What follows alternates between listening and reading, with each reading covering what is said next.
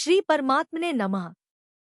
गीता का सार अध्याय 11 श्लोक 25। अर्जुन बोले, मैं दिशाएं तक भूल गया हूँ।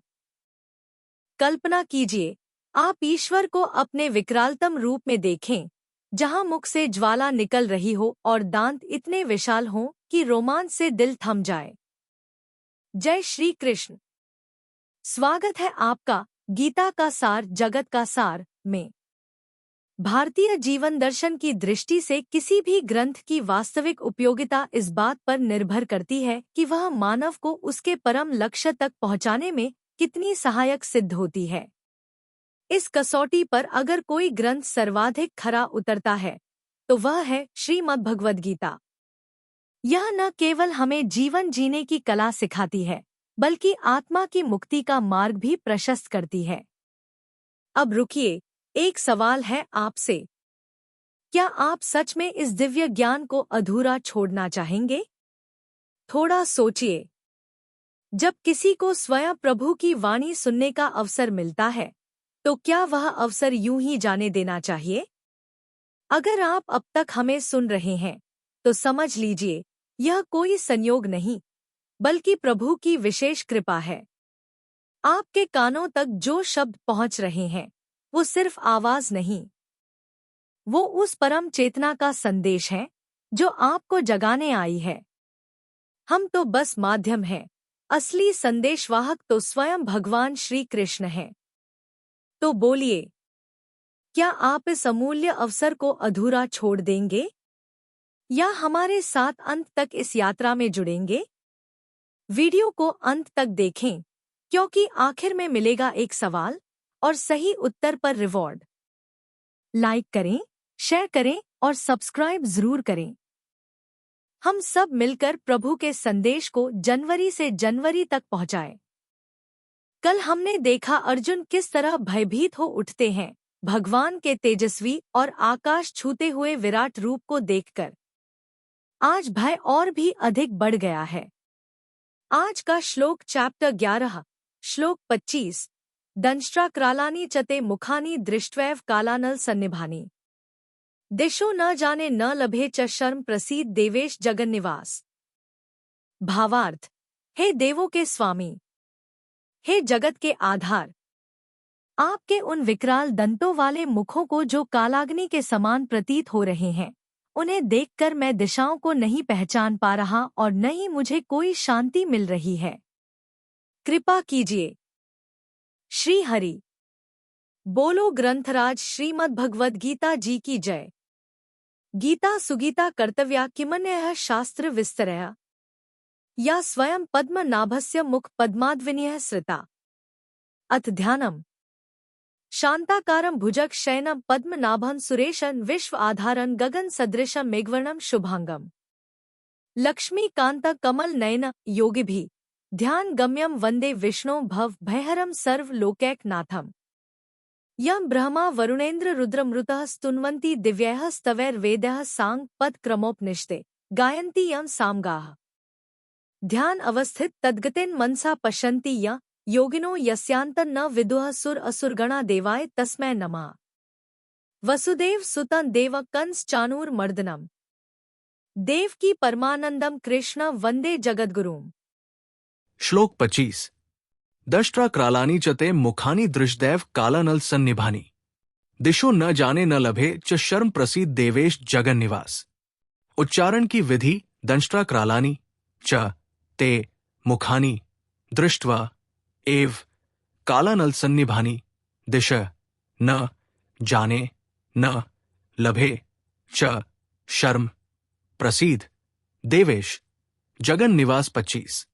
शब्दार्थ दंष्ट्राक्रालानि अर्थात दाढ़ों के कारण विकराल, च अर्थात और, कालानल सन्निभानि अर्थात प्रलयकाल की अग्नि के समान प्रज्वलित, ते अर्थात आपके, मुखानि अर्थात मुखों को, दृष्टवा अर्थात देखकर, मैं, दिशा अर्थात दिशाओं को, न अर्थात नहीं, जाने अर्थात जानता हूं, च अर्थात और, शर्म अर्थात सुख, इव अर्थात भी, न अर्थात नहीं, लभे अर्थात पाता हूं, इसलिए देवेश अर्थात है देवेश, जगन निवास अर्थात है जगन निवास। आप प्रसीद अर्थात प्रसन्न हो। अर्थ दाढ़ों के कारण विकराल और प्रलयकाल की अग्नि के समान प्रज्वलित आपके मुखों को देखकर मैं दिशाओं को नहीं जानता हूं और सुख भी नहीं पाता हूं। इसलिए हे देवेश, हे जगन निवास, आप प्रसन्न हो। 25 व्याख्या दंष्ट्रा क्रालानी चते मुखानी दृष्टदैव कालनल सन्निभानी महाप्रलय के समय संपूर्ण त्रिलोकी को भस्म करने वाली जो अग्नि प्रकट होती है उसे संवर्तक अथवा कालाग्नि कहते हैं। उस कालाग्नि के समान आपके मुख है जो भयंकर भयंकर दाढ़ों के कारण बहुत विकराल हो रहे हैं। उनको देखने मात्र से ही बड़ा भय लग रहा है। अगर उनका कार्य देखा जाए तो उसके सामने किसी का टिकना ही मुश्किल है। दिशो न जाने न लभे च शर्म, ऐसे विकराल मुखों को देखकर मुझे दिशाओं का भी ज्ञान नहीं हो रहा है। इसका तात्पर्य है कि दिशाओं का ज्ञान होता है सूर्य के उदय और अस्त होने से, पर वो सूर्य तो आपके नेत्रों की जगह है, अर्थात वह तो आपके विरारूप के अंतर्गत आ गया है। इसके सिवाय आपके चारों ओर महान प्रज्वलित प्रकाश ही प्रकाश दिख रहा है। 11वें अध्याय का 12वां श्लोक, जिसका न उदय और न अस्त हो रहा है। इसलिए मेरे को दिशाओं का ज्ञान नहीं हो रहा है और विकराल मुखों को देखकर भय के कारण मैं किसी तरह का सुख और शांति भी प्राप्त नहीं कर रहा हूं। प्रसीद देवेश जगन्निवास, आप सब देवताओं के मालिक हैं और संपूर्ण संसार आप में ही निवास कर रहा है। अतः कोई भी देवता मनुष्य भयभीत होने पर आपको ही तो पुकारेगा। आपके सिवाय और किसको पुकारेगा तथा और कौन सुनेगा? इसलिए मैं भी आपको पुकारकर कह रहा हूं कि हे देवेश, हे जगन्निवास, आप प्रसन्न होइए। भगवान के विकराल रूप को देखकर अर्जुन को ऐसा लगा कि भगवान मानो बड़े क्रोध में आए हुए हैं। इस भावना को लेकर ही भयभीत अर्जुन भगवान से प्रसन्न होने के लिए प्रार्थना कर रहे हैं। परिशिष्ट भाव, भगवान तो प्रसन्न होकर ही अर्जुन को अपना विरारूप दिखा रहे हैं। गीता इसी अध्याय का 47वां श्लोक, पर उनके रूप की उग्रता को देखकर अर्जुन को ये वहम हो रहा है कि भगवान अप्रसन्न है। इसलिए वे भगवान से प्रसन्न होने के लिए प्रार्थना करते हैं। संबंधब अर्जुन आगे के 2 श्लोकों में मुख्य मुख्य योद्धाओं का विराट रूप में प्रवेश होने का वर्णन करते हैं। आज की जीवन समस्या और समाधान।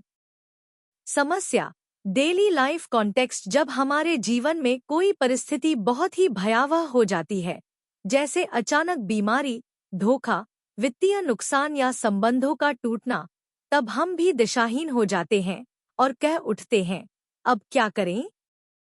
समाधान, श्री कृष्ण से भय से भागने के बजाय प्रार्थना करना सीखिए। अर्जुन ने नकारा नहीं, उन्होंने ईश्वर से सीधे कहा, प्रसीद यानी कृपा करें। जब हम डर के आगे झुकते नहीं बल्कि ईश्वर को पुकारते हैं, तब रास्ते खुद खुलते हैं। सीख, जब डर सामने हो तो बस कहिए, हे जगन्निवास, कृपा करें, मैं दिशाहीन हो गया हूं।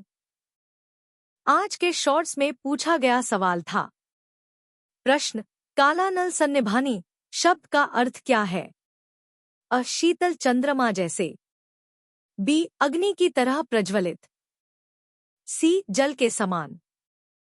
डी, सूर्य की किरणों जैसे।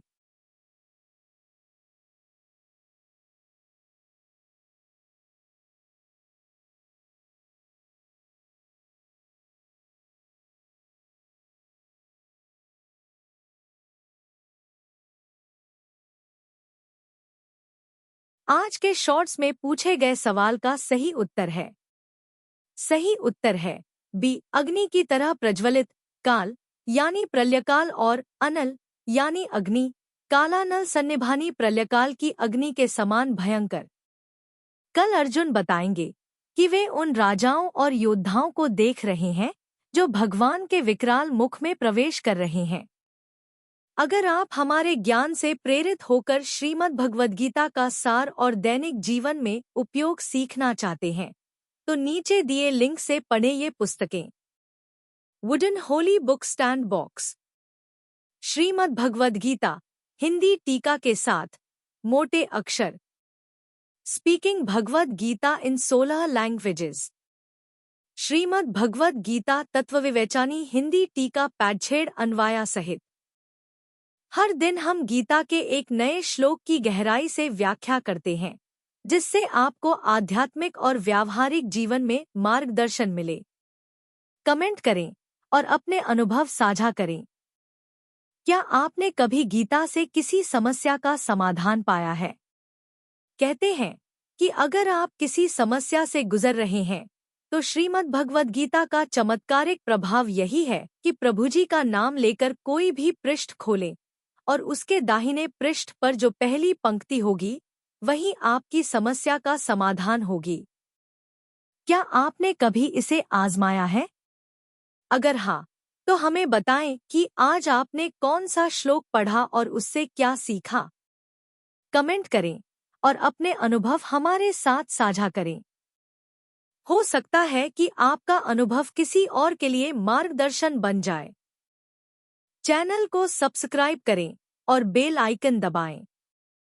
यदि आप इस दिव्य यात्रा का हिस्सा बनना चाहते हैं, तो तुरंत चैनल को सब्सक्राइब करें और नोटिफिकेशन ऑन करें।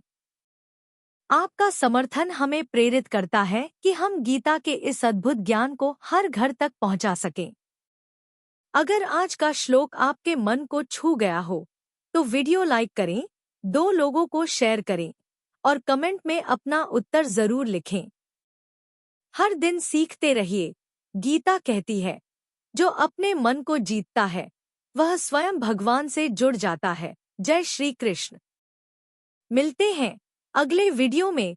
तब तक के लिए श्री कृष्ण के आशीर्वाद से जीवन में सकारात्मक बदलाव लाएं और गीता ज्ञान को अपनाएं। जय श्री कृष्ण। हर हर गीता, हर घर